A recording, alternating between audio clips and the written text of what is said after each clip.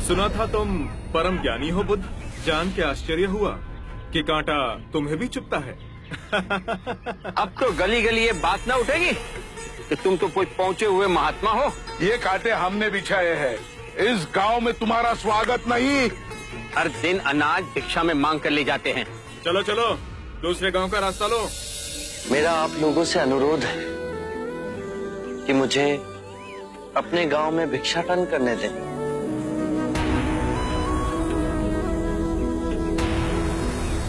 ठीक है, भिक्षा चाहिए तो दे अपने रक्त की आहुति।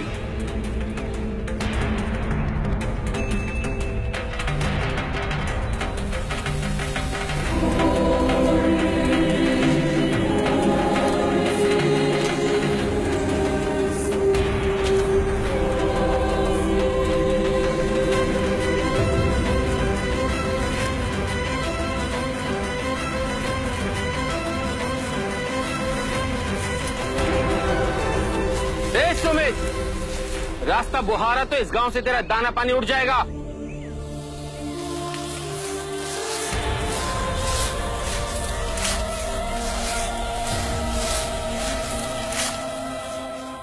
आप गांव में प्रवेश कीजिए। इन मुट्ठी भर लोगों से कई अधिक लोग आपको भिक्षा देने के लिए आतुर हैं।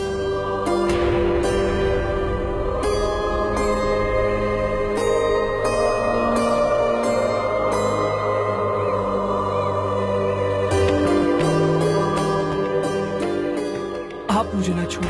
हाँ, नहीं तो मेरी छाया भी पड़ी, आप दूषित हो जाएंगे। क्यों दूषित हो जाऊंगा मैं?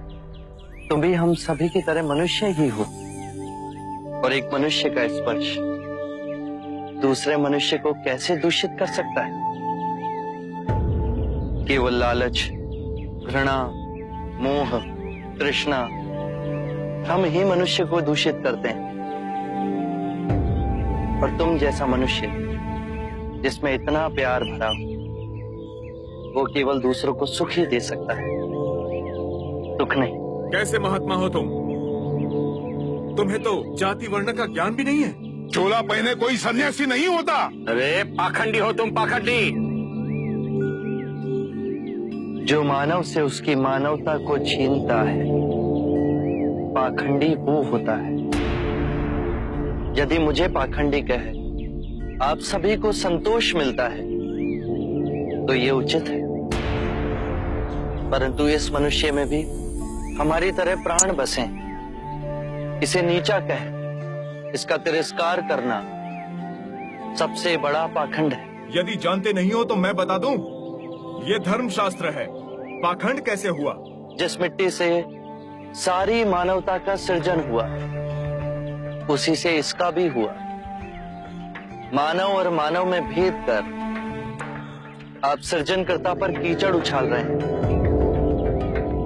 यदि हम आकाश में कीचड़ उछालेंगे तो आकाश तो ऊंचा ही रहेगा, परंतु कीचड़ वापस हमारे ऊपर ही गिरेगा।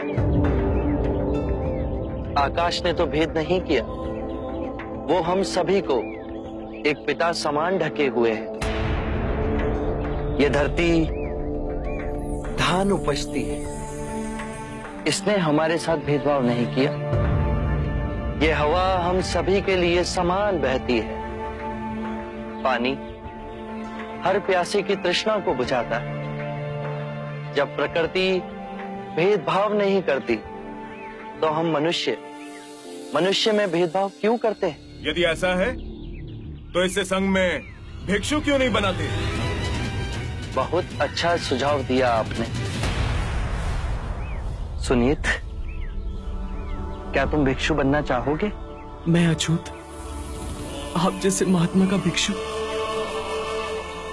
मैं इस योग्य नहीं हूं। जो मनुष्य दूसरे मनुष्य की पीड़ा को देख व्यथित हो जाए, उससे उत्तम कोई दूसरा नहीं। मैं बुद्ध स्वागत करता हूं सुनीत का हमारे भिक्षु संघ में।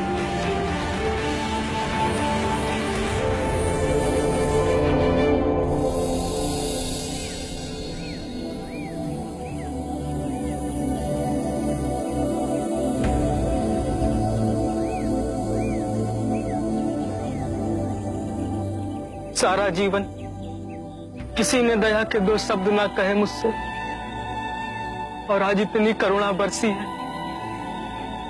पहली बार ऐसा लग रहा है कि मैं भी मनुष्य हूं,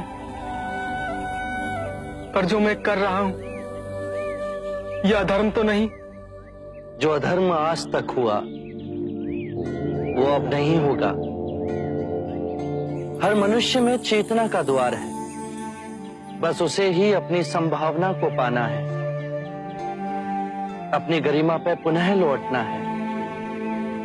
मेरा मार्ग प्रेम का है, तो वहां सबका सत्कार है। गंगा, यमुना, ऐरावती, सरयू, माही, ये सब नदियां हैं, और ये सब अंत में वह सागर में मिल जाती हैं। वहां उनका ना भेद होता है, ना ही नाम। उसी प्रकार जिस भी मनुष्य ने अपना गृह त्याग कर सत्य के पथ पर चलने का निश्चय किया, चाहे वो ब्राह्मण हो या क्षत्रिय, वैश्य या शूद्र ही क्यों ना हो, उसी महासागर में विलीन हो जाते हैं।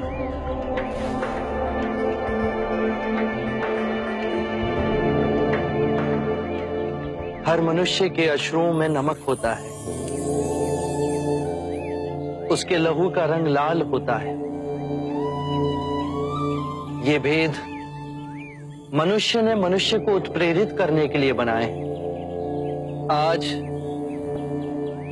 मैं इन भेदों को काटता हूं। आज सुनीत को दीक्षा देना क्रांतिकारी होगा। हम पर बहुत से संकट आएंगे, हमें और तिरस्कृत किया जाएगा, पर सत्य आने वाली आंधी के सामने अडिग रहेगा।